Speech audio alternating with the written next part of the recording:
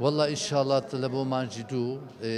خلشي توبي باسكي أو معناها بلادوي عراق كأو تقريبا سي يعني سنة يعني بجداري دخن بو بالاوتيني بو أو بسركوتيني بو بلا يتش عراق ولا هما كذا بالاوتيني أوش من هيا إدارة يتش عراق أو دو لبرنامج من ده میهرەجانە فستیڤالێکی زۆر گەورە لەسەر ئاستێکی چەند محافەزات پارێزگاکان لە هەولێر ئەنجام بدەین لە بۆ مینی باسکت و لە هەمان کاتدا مەسەڵەن لە مانجی سێ خولێکی ئەوەی ئیکتان پێشکەوتوانمان هەیە ئەویش ئینشاءڵڵا هەر بە خۆمان ئیستیضافەمان کردی لە هەولێر بەڕێوە دەبین و پلانی دیشمان هەیە بەس میوەیە ئەمە تازە دەستپێکەکی نوێیە دەمێنێتەوە بەڕاستی نوێنەراتی ئۆلیمپی هەولێر بە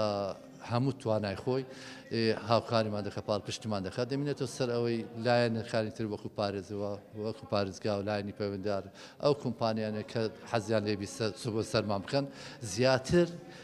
خەڵکی ئاشنا دەکەینەوە کە فعلەن ئەمە دەتوانین ئیشکەین بتوانین خزمەتی باسکەی هەولێر بکەین ئاستی باسکەی هەولێر بەرەو پێشتر ببین.